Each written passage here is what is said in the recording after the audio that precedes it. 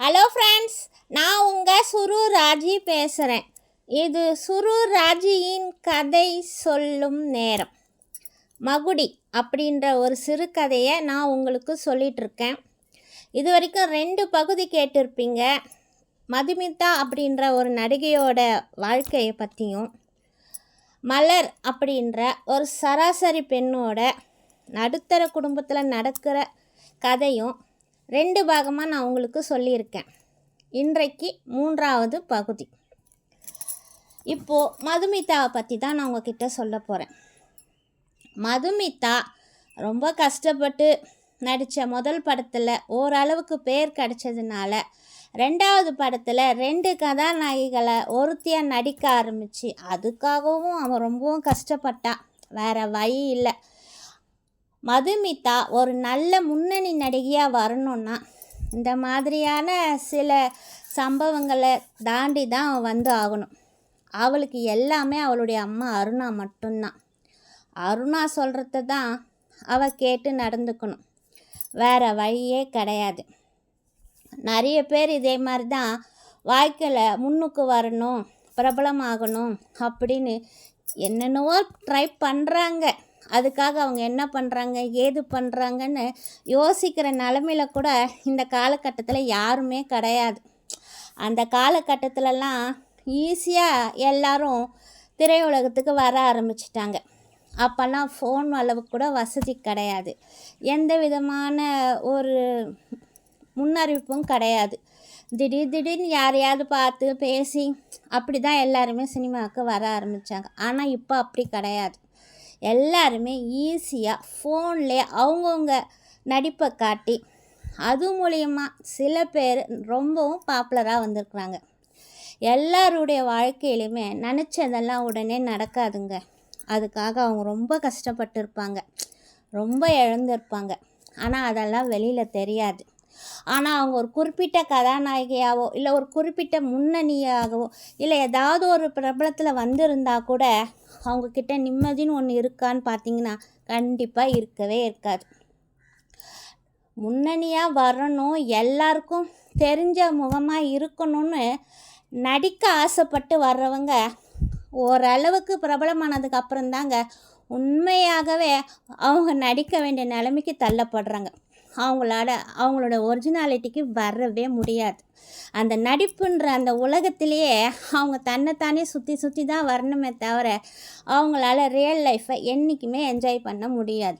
இது நிறைய பேருக்கு தெரிய மாட்டேங்குது. சரி, இது பற்றி நம்ம அப்புறம் பேசலாம்.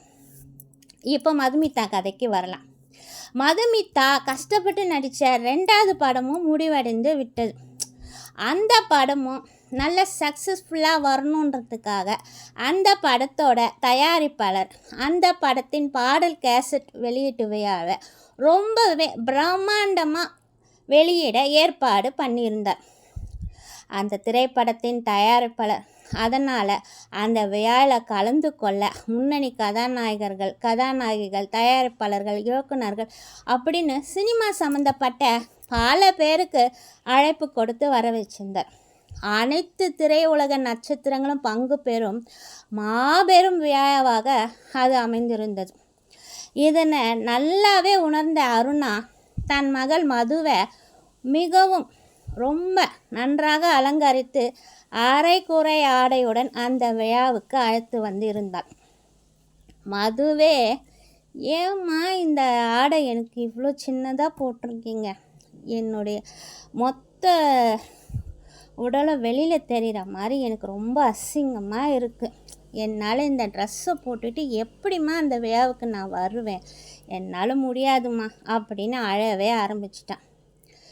ஆனால் அருணா அப்படியெல்லாம் எதுவும் இல்லை, இந்த ட்ரெஸ்ஸு உனக்கு ரொம்ப நல்லா தான் இருக்குது, அருமையாக இருக்குது, உன் உடலுக்கு ஏற்ற மாதிரி தான் அழகாக தைச்சிருக்கு, நீ இதெல்லாம் யோசிக்காத, உன்னுடைய யோசனையெல்லாம் அந்த ஃபங்க்ஷனுக்கு உன்னால் எந்த அளவுக்கு பிரபலமான நடிகையாக இருக்க முடியுமோ அந்த மாதிரி நீ இருந்தால் போதும் அப்படின்னு மதுமிதாவை சமாதானப்படுத்த ஆரம்பித்தான்.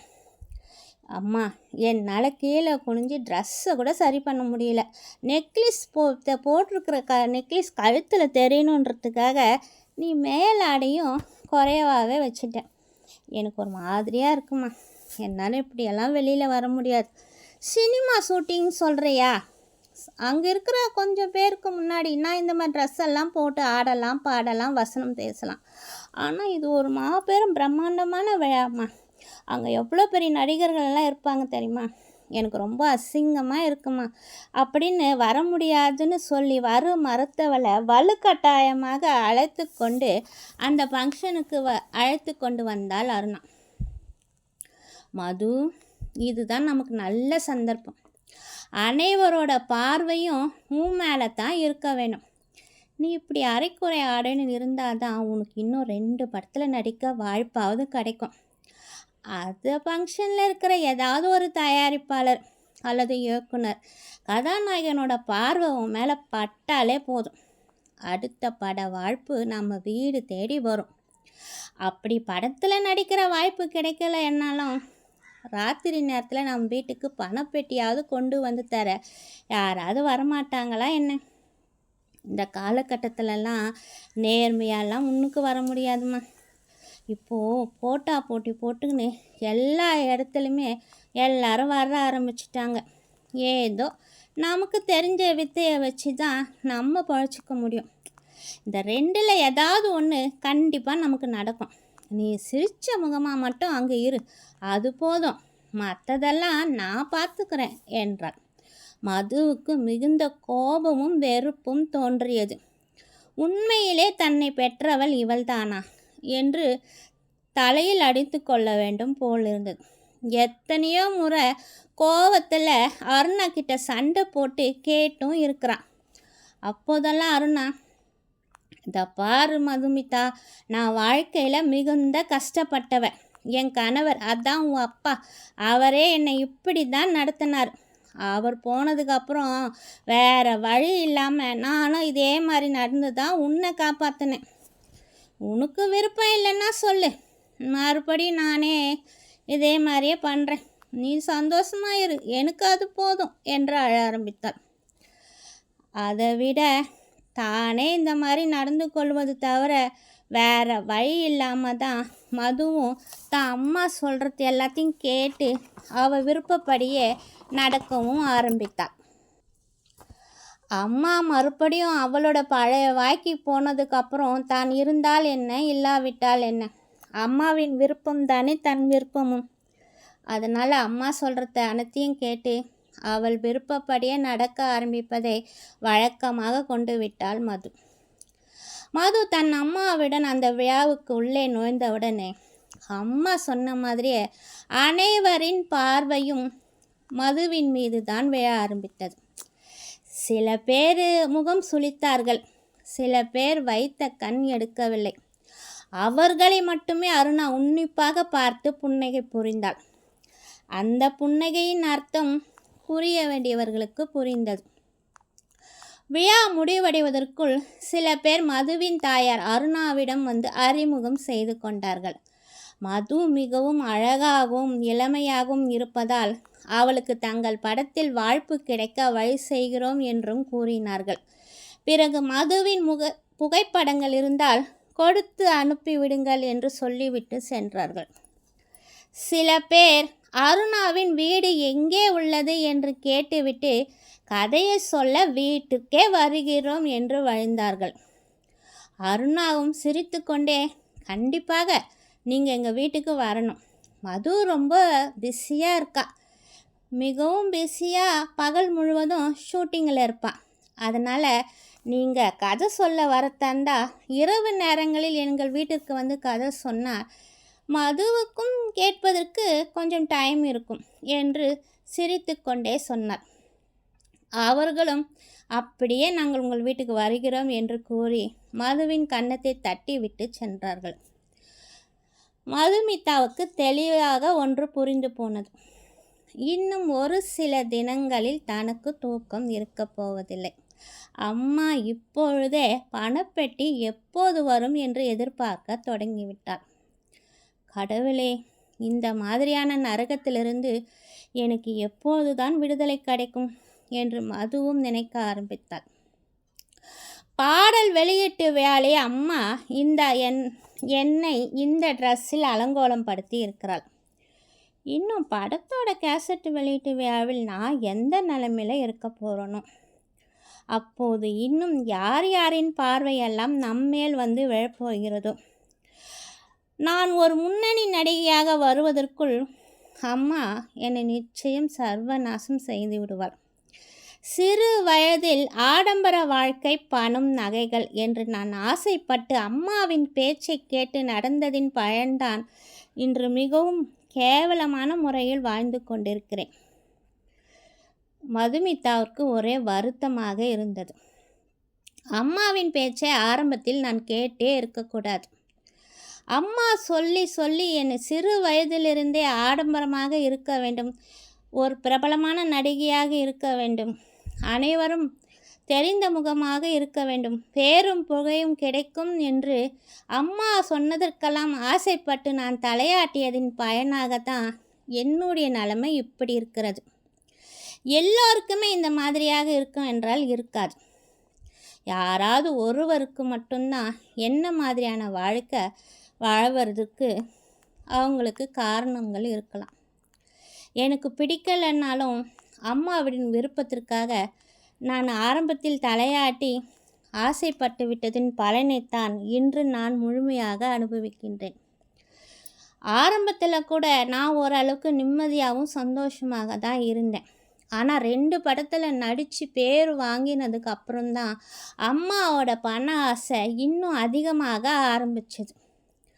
நான் இன்னும் 2 படத்தில் நடிக்கிறதுக்குள்ளே என்ன ஆக போகிறேனோ, அதுக்கப்புறமும் இந்த நடிப்பை தக்க வச்சுக்கணும், இல்லை இந்த பேரும் புகையும் இருக்கும்போதே இன்னும் நிறைய சம்பாதிக்கணும், வயசாயிடுச்சு இளமை போனால் நம்மளால் சம்பாதிக்க முடியாதுன்னு அம்மா இன்னும் என்னென்ன பாடுபடுத்த போகிறாளோ என்று நினைக்கவே மதுமிதாவுக்கு மிகவும் பயமாகி போனது. இதற்கு மேலேயும் முடியாது. இதற்கு நிச்சயமாக நான் ஒரு நல்ல முடிவை எடுத்தே ஆக வேண்டும்.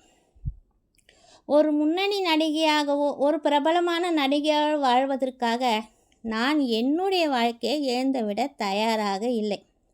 பேரும் புகையும் மட்டும் கிடைத்தால் போதுமா? அதை தக்க வைத்து கொள்ள வேண்டாமா? இப்படியே போனால் எனக்கு என்ன பேர் கிடைச்சிட போகுது? இன்னும் 2-3 படத்தில் நான் நடிக்க வேண்டியவங்கிட்டெல்லாம் என்னுடைய வாழ்க்கையை இழந்ததுக்கப்புறம் அதுக்கப்புறம் என்னுடைய வாழ்க்கையை பற்றி நான் எப்படி யோசிக்க முடியும்? இப்போவே என்னுடைய வாழ்க்கையை பற்றி நான் யோசித்து ஒரு நல்ல முடிவை எடுத்தாதான் இதுக்கப்புறம் வரும் காலங்களில் என்னுடைய வாழ்க்கை மிகவும் நிம்மதியாகவும் சந்தோஷமாகவும் இருக்கும். அம்மாவோட பேச்சை கேட்டுக்கிட்டே போனால் இந்த நரகமே என்னை படுகுழியில் கொண்டு போய் தள்ளி விட்டுடும். வாழ்வதற்கு தேவையான பணம் மட்டும் இருந்தால் போதாதா? இதெல்லாம் எதற்கு? இந்த வயசில் எனக்கே இந்த மாதிரி யோசிக்க தோணுது. ஏன் அம்மாவுக்கு யோசிக்க தோணாமல் போயிடுச்சு? அம்மாவால் முடியாததை என்னை வச்சு சாதிக்க பார்க்குறான்னு நான் ஆரம்பத்தில் நினச்சேன். ஆனால் அம்மாவோட குறிக்கோள் நான் ஒரு நடிகையாக வரணும், ஒரு பிரபலமாக இருக்க வேணும் அப்படின்ற எண்ணமே இல்லை. அவளுடைய மொத்த குறிக்கோளும் பணம் பணம் பணம் மட்டும்தான். எவ்வளோ பணம் நான் சம்பாதிச்சு கொடுத்தாலும் ஏன் அம்மாவை என்னை சந்தோஷமாகவும் நிம்மதியாகவும் வச்சுருக்க போகிறதில்ல. அம்மாவையும் திருத்த முடியாது, என் வாழ்க்கையும் மாற்ற முடியாது. ஆனால் இதுக்காக நான் ஏதாவது ஒரு முடிவை எடுத்தே ஆகணும். இந்த மாதிரி கடும் போட்டி நிலவர இந்த பிரபலமான திரையுலகத்தில் என்னால் எப்படி சாதிக்க முடியும்? இதெல்லாம் வேலைக்கே ஆகாது என்று இரவும் பகலும் மதுமிதா தனக்குத்தானே கேள்விகள் கேட்டு தூக்கம் இல்லாமல் தவிக்கவும் ஆரம்பித்தான். சரி, ஓகே ஃப்ரெண்ட்ஸ், மகுடி கதையின் 2ஆம் பகுதி முடிவடைந்து இது 3ஆம் பகுதி நான் உங்களுக்கு சொல்லிகிட்டு இருக்கேன். இந்த 3ஆம் பகுதியும் இத்துடன் முடிவடைந்து விட்டது. மீண்டும் உங்களை அடுத்த பகுதியில் சந்திக்கிறேன். இது சுருராஜியின் கதை சொல்லும் நேரம். வாழ்க்கையில் முன்னேறத்துக்கு எவ்வளவோ வழி இருக்குங்க. எல்லாருக்கும் தெரிஞ்ச மாதிரி தான் முன்னேறணும்னு அவசியம் கிடையாது. நம்ம முன்னேற்றம் நமக்கு தெரிஞ்சால் போதும். அது மூலிமா கிடைக்கிற வருமானம் நமக்கு தேவையானதாக இருந்தால் போதும்.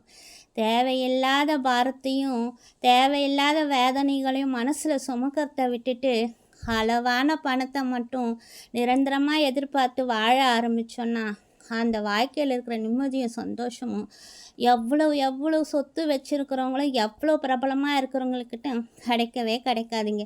ஏன்னா அவங்களுக்கு எவ்வளோ வந்தாலும் பத்தாது. மேலே மேலே மேலேன்னு குதிரை மாதிரி ஓடிக்கிட்டே தான் இருக்கணும்னு நினைப்பாங்களே தவிர போதுன்ற மன திருப்தியோட யாருமே உட்கார மாட்டாங்க. போதுன்ற மன திருப்தி இருக்கிற ஏழையாக இருந்தாலும் அவங்ககிட்ட இருக்கிற சந்தோஷமும் நிம்மதியும் இருக்கிற எல்லா வசதிகளையும் இருக்கிறவங்க கிட்ட கூட இருக்காது. இதெல்லாம் யாருமே புரிஞ்சிக்க மாட்டாங்க. புரிஞ்சிக்கிட்டாலும் ஒத்துக்க மாட்டாங்க. சரி, ஓகே ஃப்ரெண்ட்ஸ், மீண்டும் உங்களை அடுத்த பகுதியில் சந்திக்கும் வரை உங்களிடம் விடைபெறுவது உங்கள் சுருராஜ். பாய்.